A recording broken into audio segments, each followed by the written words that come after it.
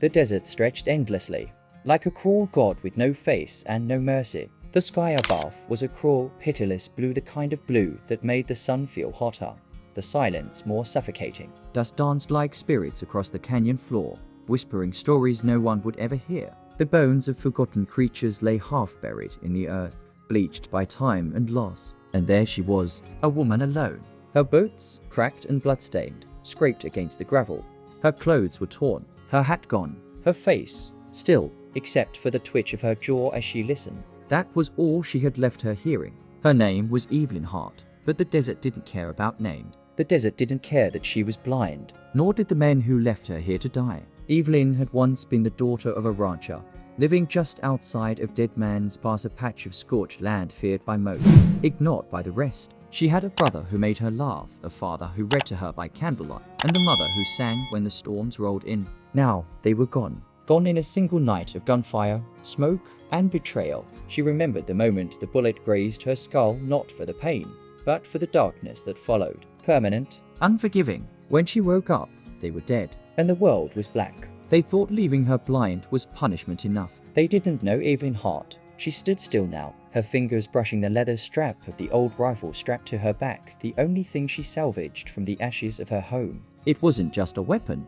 It was the voice of her father, the hands of her brother, the lullaby of her mother. Somewhere behind her, a lizard scurried. She turned her head slightly, pinpointing the sound with eerie precision. Somewhere far ahead, across the dry wind, she could feel the echoes of hoofbeats. Faint, distant, but familiar. The gang was still close, still hunting, still laughing. She would find them, not for revenge. Not exactly. Evelyn didn't believe in vengeance, not anymore. But there was something deeper than rage driving her. Something carved from the same stone as the land beneath her feet. Justice. Or maybe something older. Maybe survival itself. She took a slow breath and crouched near a pile of stones. Her fingers moved lightly, brushing the ground, reading the terrain like Braille. She found what she was looking for, a shell casing. Fresh. Recently fired. Her lips tightened. They were near. She rose, lifting her head toward the sun, her eyes clouded and pale, yet unafraid. She could smell them in the wind. Whiskey, sweat, gunpowder. She could hear them in the hawk's warning cry above. She could feel them in the silence between gusts. Then, something shifted. A voice. Soft, old, a whisper on the wind, as if from another world. You are not alone, Evelyn. She turned her head sharply. No one, and yet, she felt it again. That sensation in her chest. That invisible thread connecting her to something greater than herself. Perhaps it was God. Perhaps it was madness. Or perhaps, just perhaps, it was the land itself rising up to shape her into something no one could have predicted. She walked forward, slowly, deliberately, like a ghost, like a predator. In a world that believes only the strong survive, she will prove that strength has nothing to do with sight, and everything to do with will. The night in the desert was colder than most would believe. As the stars pierced the black velvet sky above her, Evelyn Hart sat by a dying fire, her knees drawn to her chest, the rifle lying close like a dog keeping watch. The wind whispered cruel lullabies through the rocks, and each gust brought with it a memory she couldn't unlive. She couldn't sleep. She didn't dare. She was alone, and blind, and sometimes she hated herself for surviving. Her hands trembled slightly, not from fear, but from doubt. She turned her face upward, toward the sky she couldn't see, and whispered to no one, "Why me?" No answer came. Only the wind, always the wind. She remembered the smell of her mother's cooking, the warmth of her brother's laugh, the steady voice of her father teaching her to recognize the world through more than eyes. Listen, Evelyn. Always listen. The earth tells you more than sight ever could. But now the earth was cruel. Or maybe it was always this way, and she'd just never noticed. Evelyn clenched her fists. She thought about ending it. Truly, many times before. Out here, it would be easy. A cliff, a snake, the barrel of her own gun. No one would judge her. No one would find her. Her bones would become part of the land, and the pain would stop. You are not strong enough, Evelyn. That voice again. Not real. Just the echo of her own despair. Wearing the voices of those she'd lost. Her father's ghost. Her mother's. Her own. She pressed her palms to her ears, trying to block it out, but the silence was worse. The silence was her true enemy. She couldn't outrun her thoughts. She remembered the first time she realized she would never see again. The panic, the rage, the helplessness. She had screamed until her throat bled. No one came. The gang had taken everything, left her in a ditch with nothing but her heartbeat and broken bones. They thought she was dead. Maybe she was. Maybe the old Evelyn died that night. The woman here now. This wasn't her. This was someone forged by grief, by fire, by loss. She didn't even know what her own face looked like anymore. She reached into the pocket of her coat and pulled out a small silver locket, worn, scratched, and dented. Inside was a piece of cloth, her mother's apron, the last thing she touched before the world went black. She ran her fingers over the texture. "Mama, I am so tired." A single tear rolled down her cheek, but she didn't wipe it away. It was the only proof she had left that she could still feel. Suddenly, a sound, a twig snapped. Not far. She froze. The doubt, the pain, the sorrow gone in an instant. Her body reacted faster than thought. She rolled to the side, silent, reaching for her rifle. Her breathing slowed, her ears scanning the darkness with impossible focus. Nothing, and yet something. She crouched, still as stone. She heard the distant snort of a horse. They were out there, watching, waiting. Maybe they knew she was alive, or maybe fate was just testing her resolve. A single memory surfaced, unbidden, a day from childhood. She was no older than 9, eyes closed, as her father taught her how to listen for rabbits moving through the grass. She had failed over and over, until one moment, one perfect moment, when she heard it, felt it, and fired. She had hit it. He had said, smiling, "You don't need eyes, girl. You need trust. Trust in your other senses. Trust in yourself." But how could she trust herself when part of her still wanted to give up? How could she keep going when the world had taken everything? She pressed her back to a rock, gripping the rifle. In the distance, she heard a voice, deep, mocking. One of them. "She's just a blind ghost, wandering round, probably dead by now." They laughed. She didn't. Her jaw tightened. That sound, that voice, belonged to the man who shot her brother in the back. And suddenly, the weight in her chest shifted. The despair didn't vanish, but it changed shape, hardened, not into vengeance, but into focus. "I may be blind," she whispered to herself, "but I am not lost." She stood slowly, turning toward the sound of their horses. The fire behind her flickered, casting shadows she couldn't see but didn't need. She knew this terrain, every stone, every echo. She wasn't alone anymore, because something else had awakened inside her. Something fierce, something sacred. She took her first step forward into the darkness, not to chase death, but to claim something greater, purpose. In the silence of the desert, a soul once broken begins to sharpen. Tomorrow, the hunt begins. The wind changed that morning. It blew colder, not the kind of cold that numbs the skin, but the kind that tightens the chest, that whispers of fate drawing near. Evelyn Hart felt it. She had felt things differently since the massacre. Not through vision, but through something older, primal, instinctive. She moved like shadow through the canyons, careful to step where rocks wouldn't betray her. Each sound was a breadcrumb, each silence a message. Somewhere ahead, the men who took her life were resting, unaware the ghost they buried was walking again. And then, she found it, nestled behind a jagged outcrop, under a pile of disturbed stone.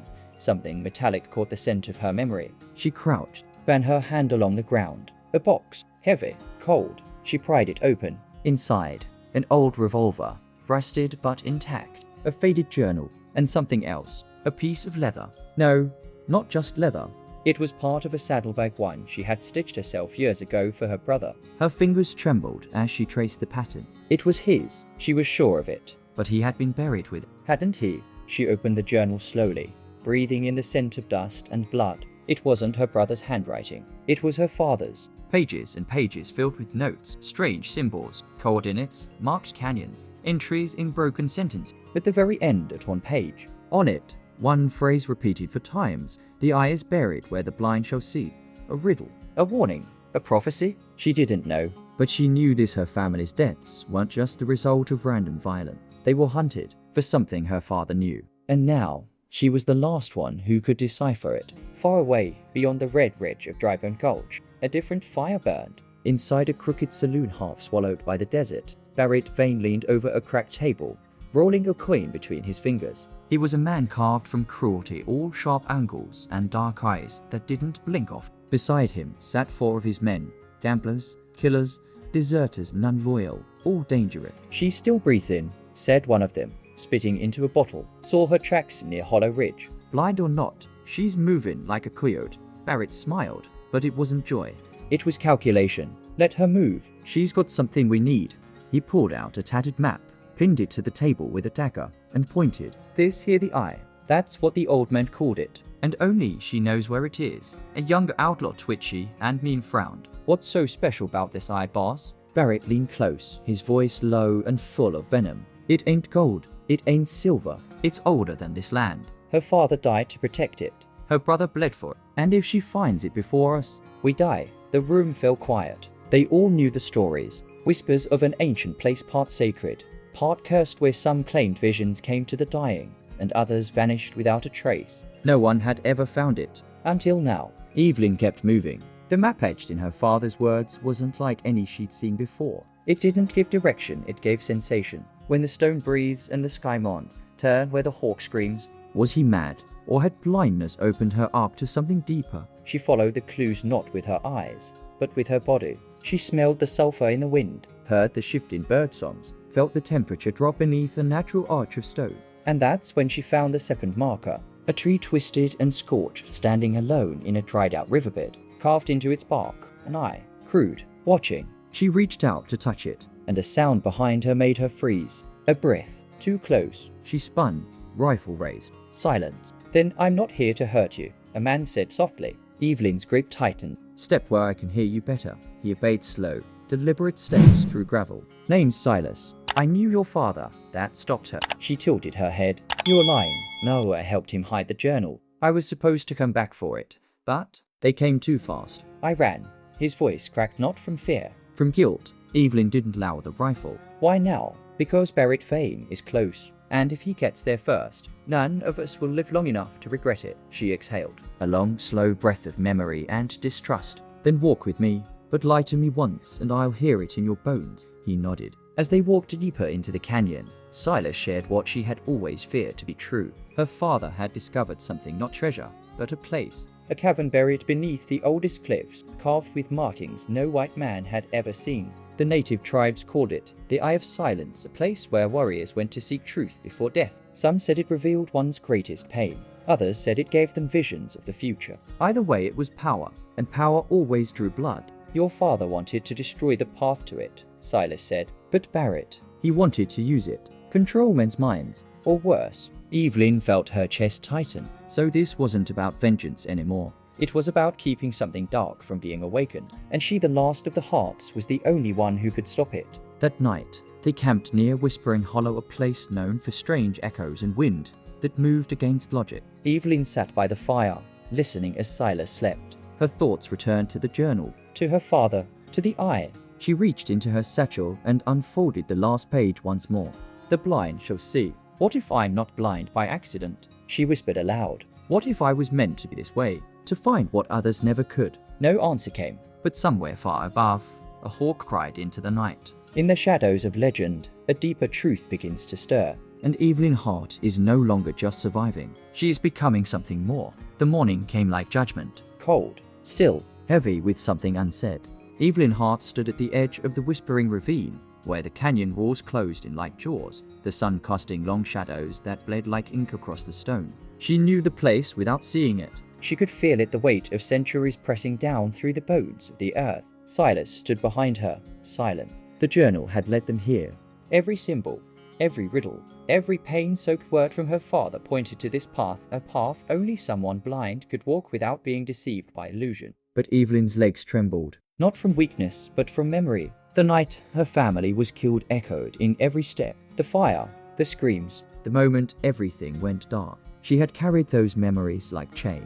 Let them define her, guide her, paralyze her. Now, she stood at the threshold of something far greater than revenge. I don't know if I can do this, she whispered. Silas said nothing. He didn't need to. This wasn't his battle. It never was. The first shot rang out at noon. It cracked through the silence like a thunderclap, shattering stone and air. Evelyn dove behind a boulder, dragging Silas with her. They followed us. He gasped. No, she said, voice calm. They were always here. Barrett Vane's men surrounded them. 4, maybe 5. Evelyn counted their boots on gravel, the metallic shift of spurs, the distinct breathing of horses and leather. Her senses had become sharper than sight, attuned to every shift in wind, tone, distance. You're blind, Hart? One of them shouted. Ain't no shame in DYN now. She didn't answer. Instead, she laid her hand on the rifle and breathed, and for the first time, she didn't tremble. Not because the fear was gone, but because she had finally accepted. You don't need to kill them, a voice said inside her. You only need to stop running. She waited until the wind shifted, until she heard the precise clink of a boot stepping on metal. She fired once. The scream told her everything. One down, the rest scattered, confused. She's got help. Where? I don't see anyone. You don't need to see her, one of them whispered, fear rising. She sees you. They weren't wrong. Evelyn moved through the rocks like smoke. Silent, deadly. She wasn't hunting them, she was claiming space. With every shot, every step, she carved herself into the land, becoming more than the woman who had been left to die. She was rewriting her name in blood and dust. Later, when it was over, when the last outlaw had fled, and the last echo faded, Evelyn collapsed beside the fire. Her body ached, her hands shook, but she didn't cry. She just stared forward into nothing, listening to the silence she once feared. And then, a laugh, soft, disbelieving, from her own lips. I did it, she whispered. Dear God, I did it. But her transformation had only begun. That night, she and Silas built camp at the mouth of the ravine. The map pointed deeper into the eye itself, the place of visions, the place where her father had faced his own demons and left behind the knowledge that had gotten him. Evelyn sat in the dark, eyes wide open to a world she could not see yet understood better than most. And in that stillness, the old questions returned. Why me? Why survive when everyone else died? And the answer came, not in words, but in clarity. She had survived not to suffer, but to become, to carry something forward, a legacy, a warning, a power that couldn't fall into the wrong hands. She had always believed she was broken. Now she saw she was chosen. In the early morning, she found something beneath the ashes of an old tree, box buried beneath stone and charred roots. Inside, a necklace, silver, inscribed with the words, "Truth has no eyes." It was her mother's. She clutched it to her chest, and for the first time in years, she allowed herself to feel everything. The pain, the love, the rage, the hope. It all poured out of her in silence, a holy silence. Then came Barrett Vane, not with noise, but like a shadow. She heard his voice before anything else. You're a hard woman to kill, Evelyn. She stood, facing the sound. You'll have to be a harder man to do it. He stepped into view, boots crunching slow and sure, his coat dragging like a priest's robe. That eye, it ain't yours. It's not your family's either. It belongs to the land. And men like me, we make the rules out here. You make graves, she replied. Not rules. He smiled. You're still just a blind girl with a gun. Evelyn tilted her head. And you're just another man who thinks eyes mean power. She fired first. The shot missed, deliberately. A warning. Barrett froze. You sure you want to play that game? He growled. No, she said. I came to end it. The fight that followed wasn't cinema. It wasn't glamorous. It was primal, ugly, real. Fists, blood, screams. Silas tried to intervene, but Evelyn stopped him. This wasn't about saving her. This was about her saving herself. And she did, not by killing Barrett, but by defeating him with nothing left to fear.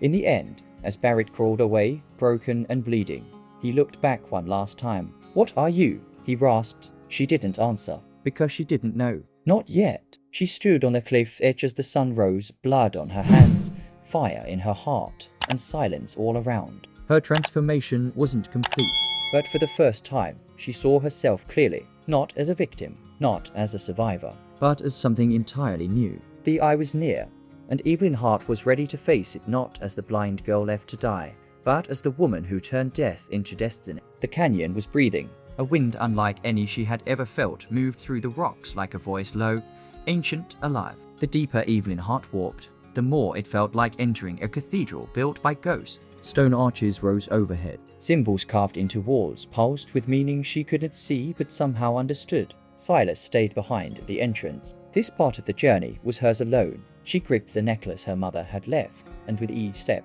her heartbeat echoed louder. It wasn't fear anymore. It was clarity. She had come to the eye, and so had death. Barrett Vane limped into the chamber moments later, flanked by his last two men. His face was swollen, blood stained his coat, but his eyes burned with madness, the kind born from obsession. You think this place will save you, Evelyn? He snarled.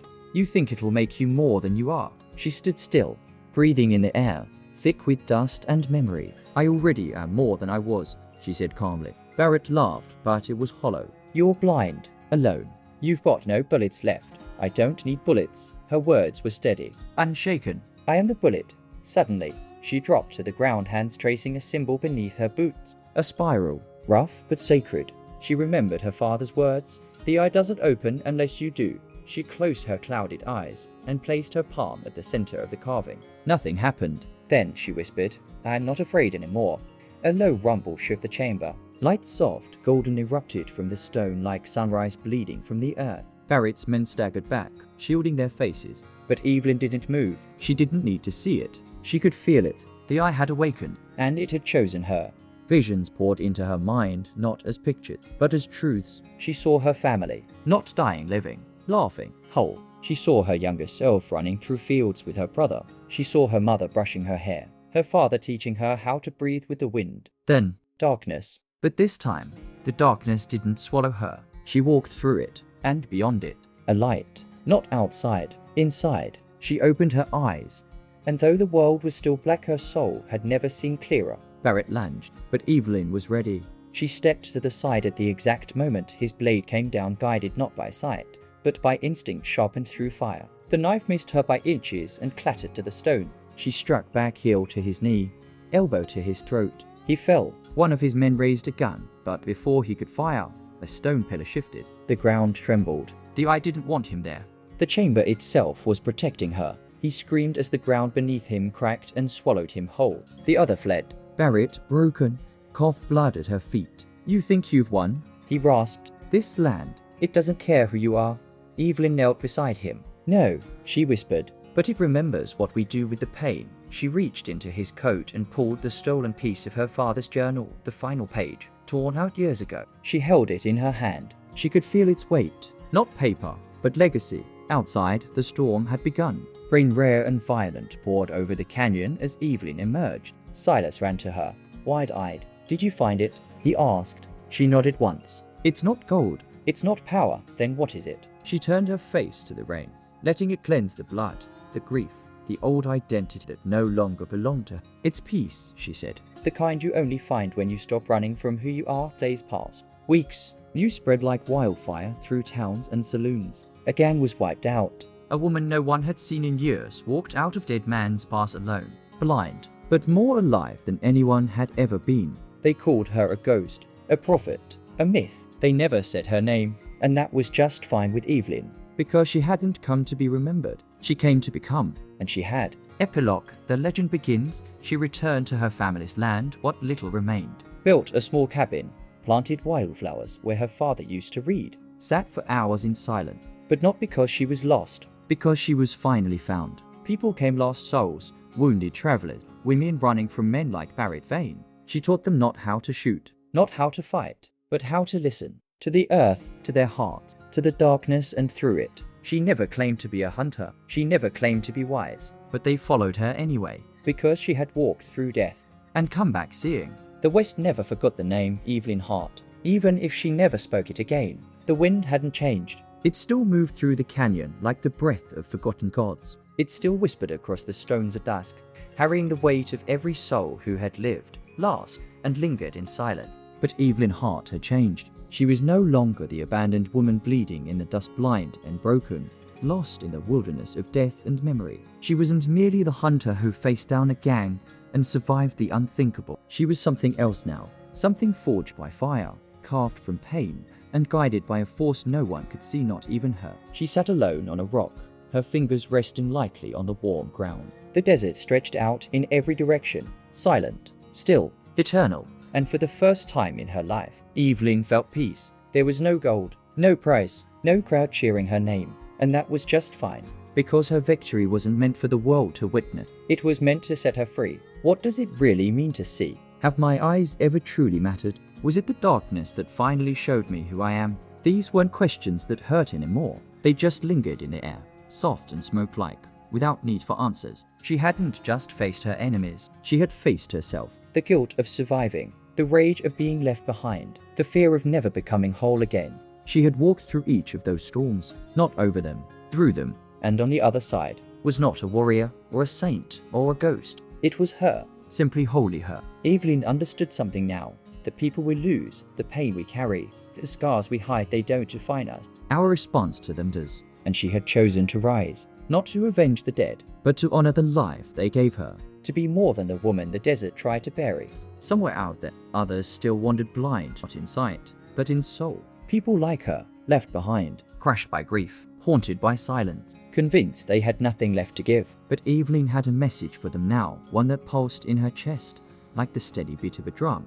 You are not what was done to you. You are what you choose to become. You may be walking through darkness right now, but if you keep going, if you listen, you'll find that light lives inside you, and that light, however dim, can guide you out. She rose, with the rifle strapped to her back, the journal tucked safely under her coat, and her mother's necklace resting warm against her chest. Evelyn began to walk. Where to? She didn't know. It didn't matter. Because now, for the first time in her life, she trusted the path not with her eyes, but with her spirit. If you've come this far, perhaps this story wasn't just about Evelyn Hart. Perhaps it was about you.